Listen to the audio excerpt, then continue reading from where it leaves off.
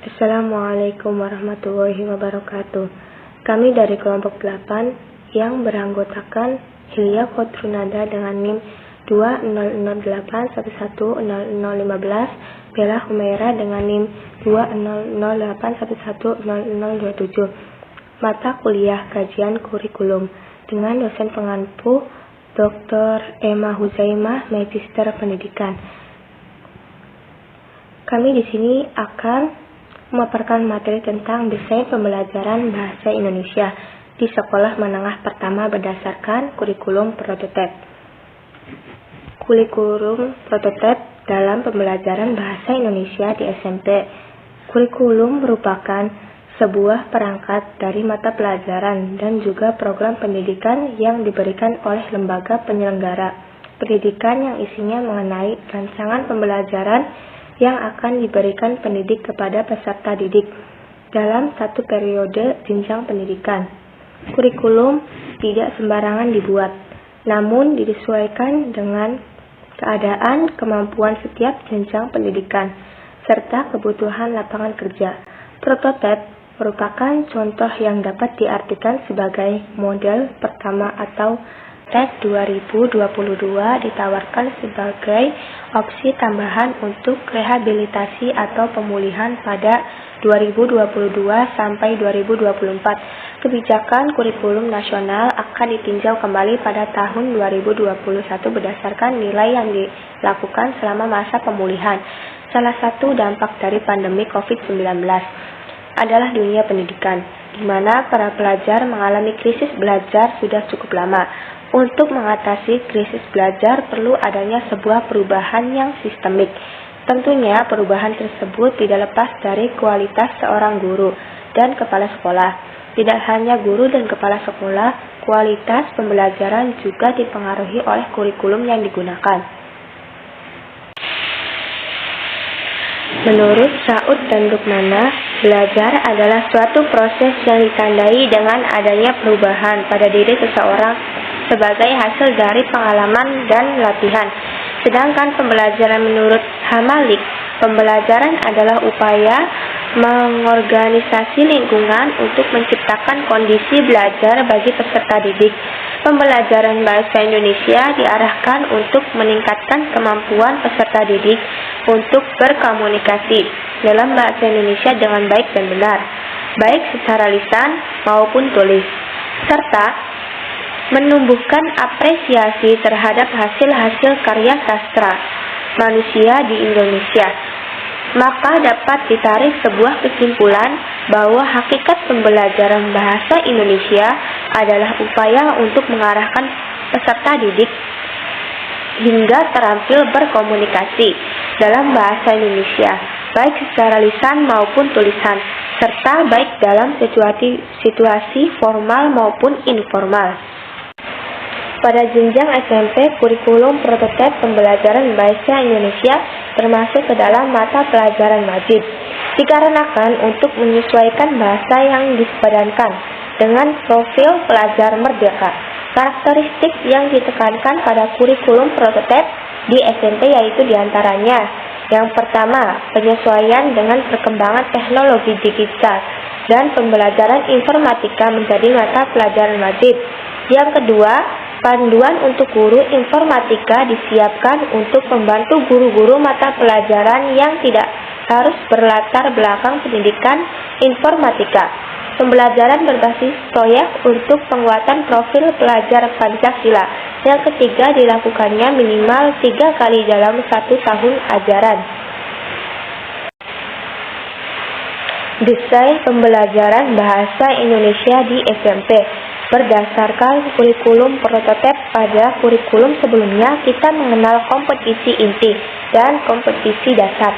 Lalu ada indikator dan yang lain sebagainya. Sedangkan pada kurikulum prototipe 2022 ini konsepnya menjadi penamaannya pun berubah dan lebih disederhanakan lagi. Terdapat 4 tahapan desain pembelajaran pada kurikulum prototipe, yaitu yang pertama capaian pembelajaran, yang kedua tujuan pembelajaran, yang ketiga alur tujuan pembelajaran, dan yang terakhir modul ajar. Assalamualaikum warahmatullahi wabarakatuh. Perkenalkan, nama saya Hilya Kotrunada dengan nomor induk mahasiswa 200811015 akan melanjutkan materi presentasi yang telah disampaikan oleh rekan saya sebelumnya. Pada materi kali ini saya akan menyampaikan mengenai 4 tahapan desain pembelajaran kurikulum prototipe. Desain yang pertama adalah 1. Capaian pembelajaran. Capaian pembelajaran merupakan kompetensi pembelajaran yang ditetapkan oleh pemerintah.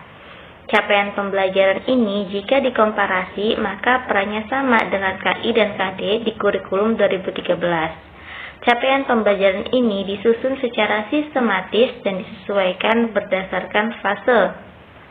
Fase yang dimaksud ini merupakan fase pendidikan dan sudah dibagi ke dalam 6 bagian. Ada fase A yang meliputi siswa sekolah dasar kelas 1 dan 2. Lalu fase B terdiri dari siswa sekolah dasar kelas 3 dan 4. Dan fase C untuk siswa sekolah dasar kelas 5 dan 6. Khusus untuk fase D ini langsung mencakup jenjang sekolah menengah pertama dari kelas 7 hingga 9. Ada porsi khusus dalam fase E untuk sekolah menengah atas kelas 10 dan terakhir fase F untuk kelas 11 dan 12. Tujuan pembelajaran. Tujuan pembelajaran ini kurang lebih sama dengan konsep dari kurikulum 2013, yaitu merupakan jabaran kompetensi yang akan dicapai oleh siswa. Tujuan pembelajaran ini biasanya akan beragam sesuai dengan jenjang dan materi yang akan diajarkan. Untuk itu, tujuan ini pasti nantinya disesuaikan dengan guru yang akan mengajarkannya. Yang ketiga, alur tujuan pembelajaran. Alur tujuan pembelajaran ini sesuai dengan namanya, yaitu sebuah alur sistematis rencana studi dari awal hingga akhir. Hal ini nantinya akan mengikuti capaian pembelajaran yang disesuaikan dengan fase siswanya. Yang keempat adalah modul ajar. Modul ajar merupakan seperangkat alat dan bahan untuk mengajar yang sudah disesuaikan dengan aspek lainnya dalam desain pembelajaran kurikulum prototipe. Dalam modul ajar ini tentu saja menjadi banyak perbedaan dengan kurikulum 2013 sebelumnya, sebab ada beberapa aspek tambahan yang membuat guru perlu menyiapkannya dengan sistematis dan menarik. Pembahasan materi selanjutnya yaitu mengenai manfaat penerapan kurikulum prototipe di sekolah menengah pertama pada pembelajaran bahasa Indonesia.